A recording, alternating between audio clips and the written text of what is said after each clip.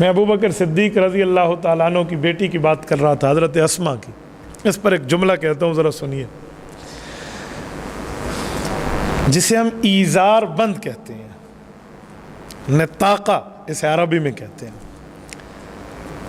یہ چادر باندھی جاتی تھی اس زمانے میں، وہ ناڑا تو نہیں ہوتا تھا، ایک چادر کی پٹیا ہوتی تھی، اس کو یوں باندھ لیتے تھے کپڑے کے اوپر خواتین. حضرت ابوبکر صدیق کی بیٹی اپنے ابو اور رسول اللہ کے سامان کو تیار کر رہی تھی، اور گھر میں کوئی پٹی کوئی رسی ایسی نہ ملی کہ ابوبکر کی بیٹی اس کے ساتھ سامان باندھ کے ابو کے حوالے کر. دائیں بائیں ڈھونڈا نا، اور ادھر سے والد کی طرف سے جلدی ہے کہ فوراً حضور آئے ہوئے، ہم نے ابھی نکلنا ہے. 100 بندوں نے وہاں رسول پاک علیہ السلام کے گھر کا گھیرا لگایا ہوا تھا. جب اللہ کے رسول وہاں سے نکلے تھے نا، اچھا یہ بھی بتا دو 100 کیوں تھے؟ ہر قبیلے کے 2-2 4-4 بندے لیے تھے کہ 15-20 قبیلے ہیں تو ہر قبیلے کے 1-1 2-2 بندے آ جائیں، تاکہ جب حضور پاک پہ حملہ اور نعوذ باللہ رسول اللہ کو نقصان ہو جائے گا تو بنو ہاشم جو حضور کا خاندان ہے کسی ایک قبیلے سے بدلہ نہیں طلب کر سکیں گے، کہیں گے یک بارگی سے حملہ ہوا، پورا شہر شامل تھا. یہ لعنتی یوں آئے تھے. تو حضور پاک جب وہاں سے نکلے تو آپ علیہ السلام نے مٹھی اٹھا کر مٹی کی پھینکی اور فرمایا شاہت الوجوہ. قرآن کریم میں ہے وَجْعَلْنَا مِن بَيْنِ أَيْدِيهِمْ وَمِن خَلْفِهِمْ سَدًّا فَأَغْشَيْنَاهُمْ فَهُمْ لَا يُبْصِرُونَ. فرمایا یہ تو دیکھ رہے تھے، ان کی آنکھوں میں بینائی موجود تھی، لیکن اس کے باوجود حضور اور ان کے درمیان ایسی آڑ آ چکی تھی کہ اندھے ہو چکے تھے. انہیں نظر نہیں آ رہا کہ رسول پاک علیہ السلام جا رہے ہیں. صرف اندھے نہیں، بہرے بھی ہوئے تھے. یار پاؤں کے چلنے کی آواز بھی ہوتی ہے نا، پاؤں کے چلنے کی آواز بھی محسوس نہیں کر رہے کہ بندہ ساتھ سے گزر کے جا رہا ہے. یہ ہے فَأَغْشَيْنَاهُمْ فَهُمْ لَا يُبْصِرُونَ.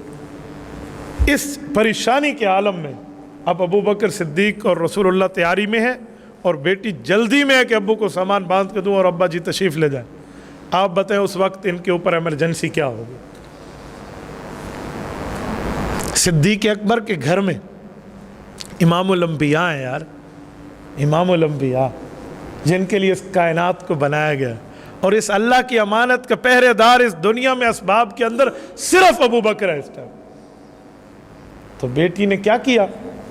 اپنا وہی ایزار کھولا اور اس پٹیا کو 2 ٹکڑے کیا، 2 حصے کیا. ایک حصہ یہاں باندھا دوبارہ اپنی کمر پہ، اور اس ایک حصے کے پٹکا بنا کر اپنے والد کے سامان کو باندھا کہ ابو آپ لے جائیں. ابو بکر کی اس بیٹی کا نام ہے اسما. حضور علیہ السلام کی طرف سے اسے لقب ملا اس موقع پہ ذات النطاقین، 2 پٹکوں والی عورت، 2 پٹیوں والی عورت، 2 کپڑوں والی عورت. یہ اس لفظ میں پوری کہانی اور پورا ایک منظر چھپا ہوا ہے، پورا ایک واقعہ چھپا ہوا ہے.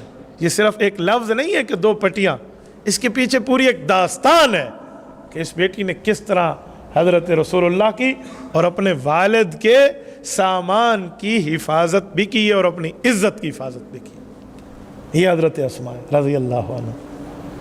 آج اس خاتون کا یہ واقعہ آپ کے اور میرے گھر کی خواتین کے لیے بطور لیسن، بطور میسج، بطور سبق، بطور درس ہے کہ ہم اسلام کے لیے، دین کے لیے، مذہب کے لیے، شریعت کے تقاضے کے لیے اپنی ذات کو نہ دیکھیں، رسول اللہ کی بات کو دیکھیں.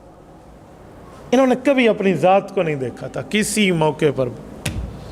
انہوں نے اپنی ذاتوں کو بات میں رکھا، رسول اللہ کی باتوں کو پہلے رکھا، رسول پاک علیہ الصلوۃ والسلام کی گفتگو کو پہلے رکھا، رسول اللہ کے منشا کو پہلے رکھا، حضور پاک کے احکام کو پہلے رکھا.